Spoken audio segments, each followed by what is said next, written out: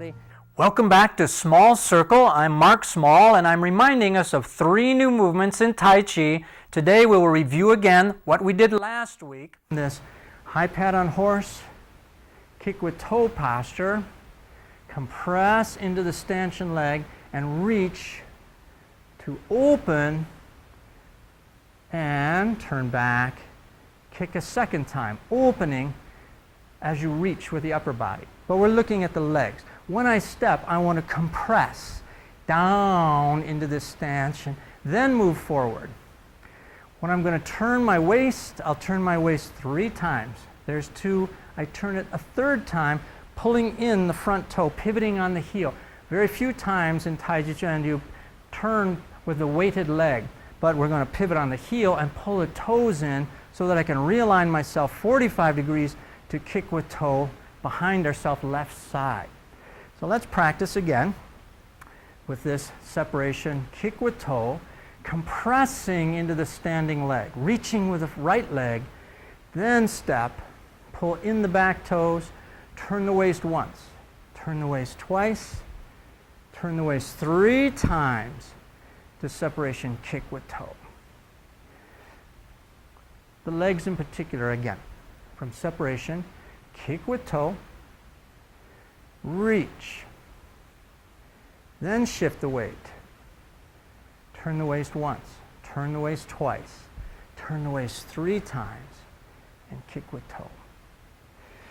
Now this series are very narrow and very small turning series of movements, standing one-legged. We're going to use the upper body and as counterbalance and think about the bowing of the arms. When I'm reaching with my foot, I want to reach with my hands. I want to bow my arms, suspend my elbows, keep this extension from kick with toe, keep the extension outward, reaching, reaching, reaching in this manner. So we're going to notice that the arms are rounding ourselves, and I pull myself into that rounded stance. I pull myself by closing and opening.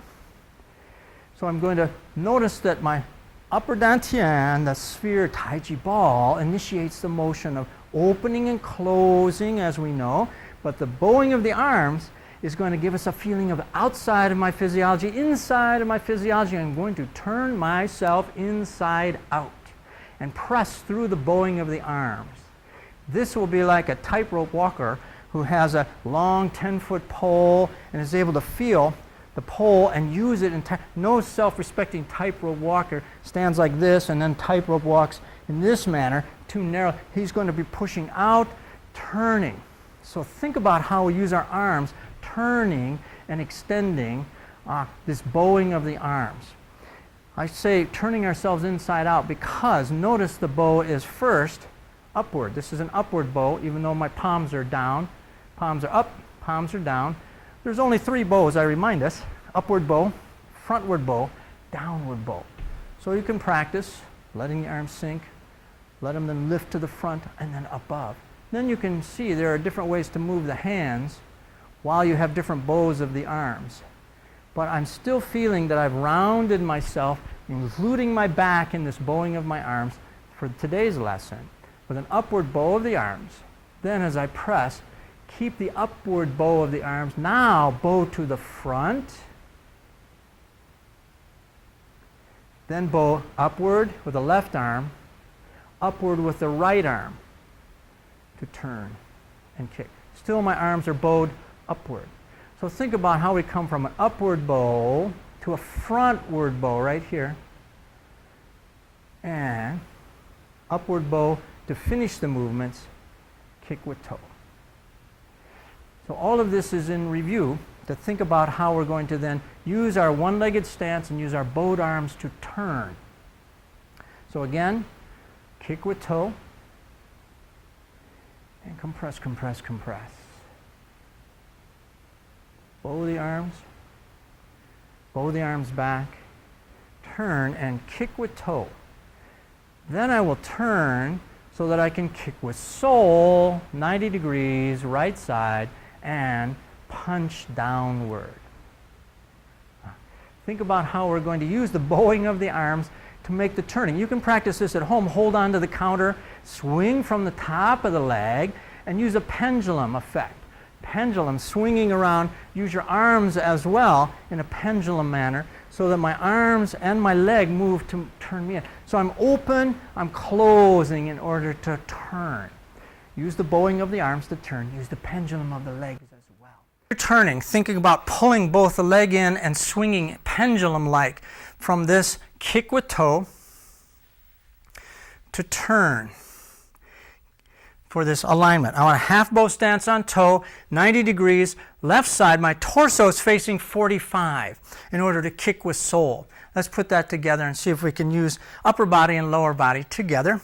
From kicking with toe, turn, kick with soul, depress your clutch. Good, good. One more thing about the legs. When I turn, I want to bring my toe in with me. So I'm turning and pulling in, pivoting on the heel, pulling the toe in. I don't want to push my heel out. It would be a mistake to split my energy this way, my heel out, something's going that way when I really want everything going this way for the kick. So think about turning by pulling the toe in, pivoting on the heel. So if we do just the legs, I'll pull my toe in. From this angle, I pull my toe in, pull my toe in. Let's go again. If I can negotiate my own wire here. From kicking, turn. Half bow stance on toe, 90 degrees, left side. Use the arms to help pendulum, and we have two options in the turn. I can touch my toe down, just the way I've been demonstrating, or I can leave my foot in the air for the kick. We'll try the latter. Kick with toe, turn, kick with soul. Do what's comfortable. So let's touch our toe down and try these movements 2 times through from separation. Kick with toe, turn. Find your root, balance yourself, raise the foot and depress, kick with soul. My arms move out slightly, and notice they're at a 90-degree angle. Here for separation arms, kick with toe, the preceding move, my arms are in front of me just this far apart. But here my arms are wider and they're at a 90-degree angle, 90 degrees left side, the back wall, now 180 degrees. So, kick with toe, turn, and separation, kick with soul. Good, again please. And kick with toe, turn, kick with soul. Yes, you're getting the hang of it. Turning and kicking. No problem to think about how we extend our energy, balancing on the top of our bones, stacking our bones up this manner. Let's review from last week's lesson. The whole kicking sequence from high pad on horse to separation kick with right toe, 45 degrees to our left side, high pad on horse, open, close, turn, open, kick with toe, turn, close, open, kick with soul. Yeah, good. Again, please, from last week's lesson, separation, kick with toe, compress, compress, compress. Reach for high pad on horse. Turn once, turn twice, turn 3 times to separation, kick with toe. Turn, kick with soul. Good, good. What's the hardest part of this or most challenging part of this series? You should always ask yourself and then focus either on the lower body or the challenge in the footwork or in the upper body, the coordination of the hands in relation to the torso. And I urge you to think again about the bowing of the arms in our circle rather than the hand position. We know our hands separate, but we know our spiraling and bowing of the arms dictate where the hands go. So think about the core of the body. When we're across arms, here they are in front of us, we're going to open, repeating last week's lesson, and plane across hands. We're going to open, but my hands stay in front of me. My hands stay in front of me. My hands stay in front of me, and they stay in front. Now they separate. Kick with soul. Good, Good. Think about this idea of bowing the arms. First, upward, frontward.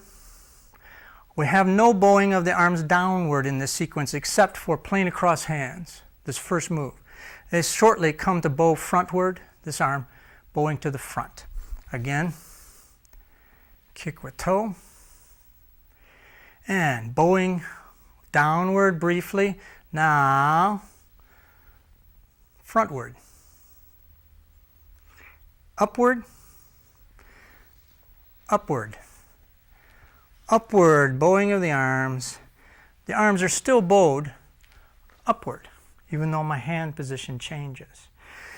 So when we're thinking of the arms, suspend the elbows, try to feel that the core of your body is initiating this bowing of the arms, and let that be your sky hook, holding you up in the upper body. Then the feet will be more agile. I'll be able to step more naturally. So we're going to separate our upper body from our lower body in this manner. So again, let's back up in the form and review from the previous movements how we get into this stepping sequence. We're going to back up 2 lessons and come from half bow stance on heel, 90 degrees left side, into slanting flying to the front, raise hands, and back to the right side, 45 degrees, raise hands. Stork spreads its wings, pendulum arm, turn and separate, stork spreads its wings. Left brush knee and twist step.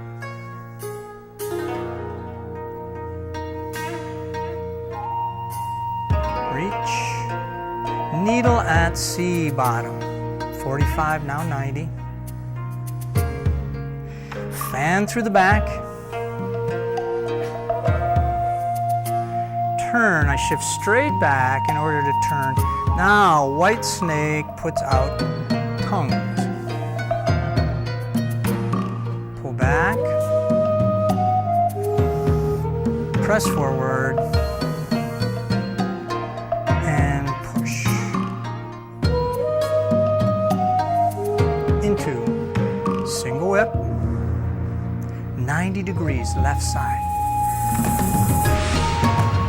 And the traveling movements, wave hands through the clouds. First looking right, then look left, then step together.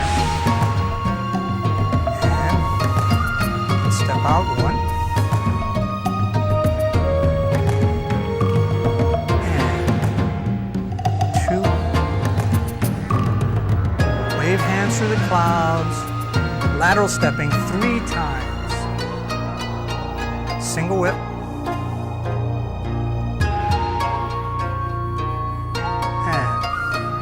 White snake creeps down. Do what's comfortable. Golden cock stands 1 leg. Golden cock stands 1 leg. Plane across hands. High pad on horse the first time. Last week's lesson, then separate, kick with toe, and plane across hands the second time. This whole kicking sequence on the left side of the form. Kick with toe in order to turn, kick with sole. Good. Let's review from 2 lessons back. Brush knee and twist step. Reach, needle at C bottom.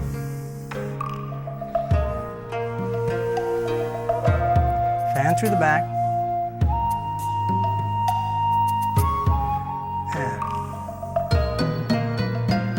Snake puts out tongue. Pull back. Press forward. And push. Into single whip. 90 degrees left side.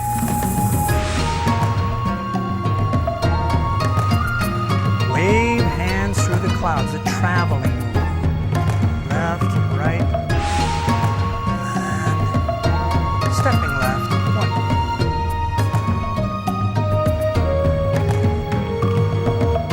Turn the waist, 2. Turn the waist. single whip.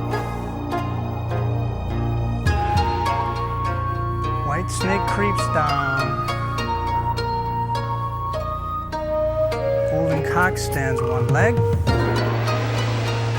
Golden cock stands one leg. And plane across hands to high pat on horse. Separation kick with toe, last week's lesson. Plane across hands. High pat on horse second time. And turn to kick with toe. Today's lesson, kick with soul. Good. Let's look one more time at today's lesson, remembering how we turn by pulling the toes in, using the pendulum leg and pendulum arm to turn. From this separation, kick with toe, to turn.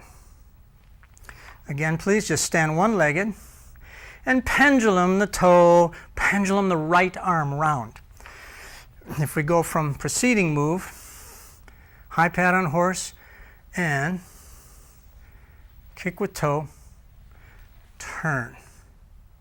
Before I lift to stand one-legged, kick with soul. Excellent, excellent. 2 more times, please. From kick with toe, turn, kick with soul. Good. And again, kick with toe, turn. Keep the arms full, keep them bowed, keep them out there, holding your balance. Now, what I teach my children's students, the younger kids, is to find a doorknob in your house and with your toe describe the circles around the doorknob, maybe 300 times this way, 300 times that. You want to practice holding your leg up, which at first seems very heavy. I guarantee you it gets lighter as you condition the core of your body. So in order to stand one-legged comfortably all this while for the kicking sequence, remember, use this dantian, lower dantian area, and drop your sacrum, linking it to your heels. Again, last week's lesson, and we'll demonstrate next week's lesson. From this cross hands, we're going to high pat on horse, cross hands a second time, turn, the third time to kick with toe, then close, kick with soul. Stepping, punch downward. Next week's lesson. These are all review movements, plane across hands. We're going to ward off left over here, step to ward off right over here in order to pull back, press forward, and push. So we're going to be moving to the right after we've spent so much time kicking to the left of our frame. So think about Tai Chi as a typewriter ribbon. I'm moving from left to right to left to right. You remember those old typewriters where you threw the carriage back and forth? Think about where you're kicking, the directionality, and keep practicing. We'll see you next time with small circles.